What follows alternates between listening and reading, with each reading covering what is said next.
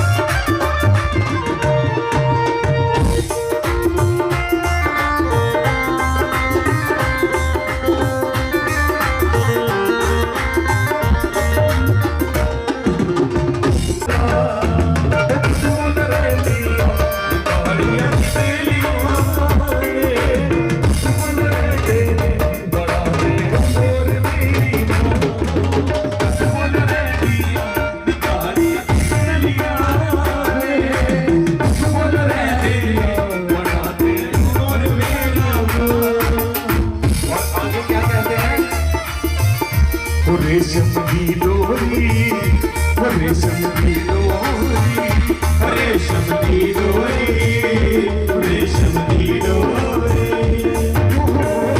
रुक मन आई, रुक मन आई, जगराटे चोरी चोरी। रेशम की डोरी, रेशम की डोरी, रेशम की डोरी।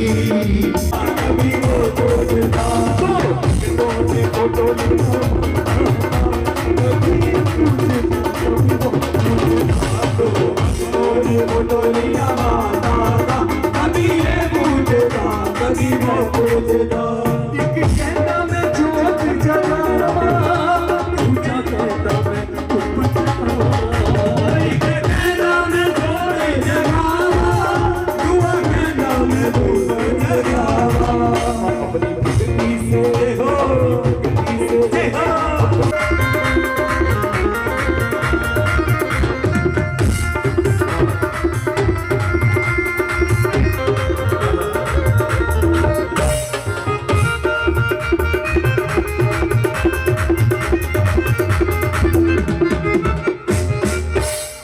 सज धज कर बैठी माँ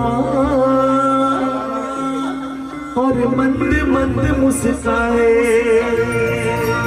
बहुत प्यारा स्वरूप है। आप लोग जब मुस्कुरा रही हैं सारी खच के, माता रानी के स्वरूप में आप सभी बैठे हैं।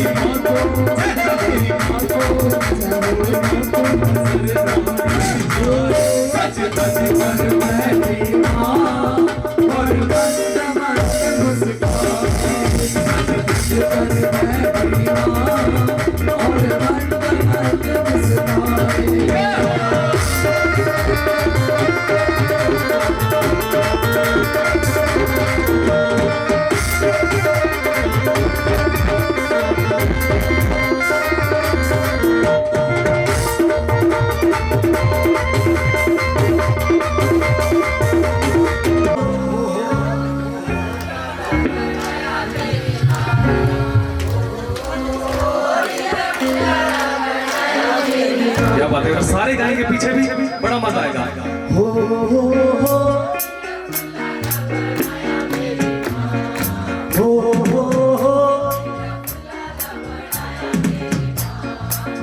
हो फुल्ला दा बनाया दिल फुल्ला दा बनाया, फुल्ला दा बनाया दिल फुल्ला दा बनाया, फुल्ला दा बनाया दिल फुल्ला दा बनाया, फुल्ला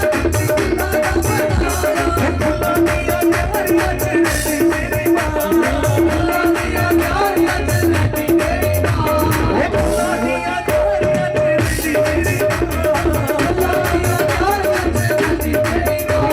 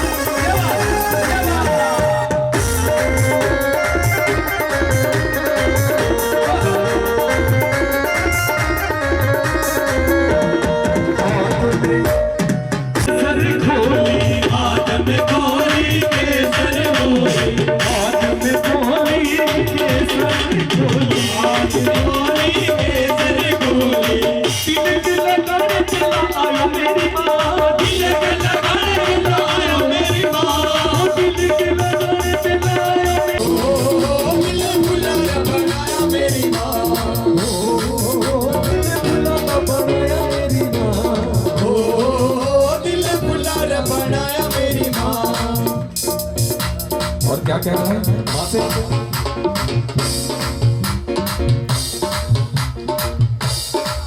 जिनके साथ आप डांस करने को बोलेंगे ना, वो सभी डांस करेंगे, ठीक है जी। और बहुत प्यारा डांस करते हैं आप सभी ने नाचना है। कैसे? कंचकों के साथ सभी नाचेंगे ना। आइए किस तरह से? नाम च कमली होई,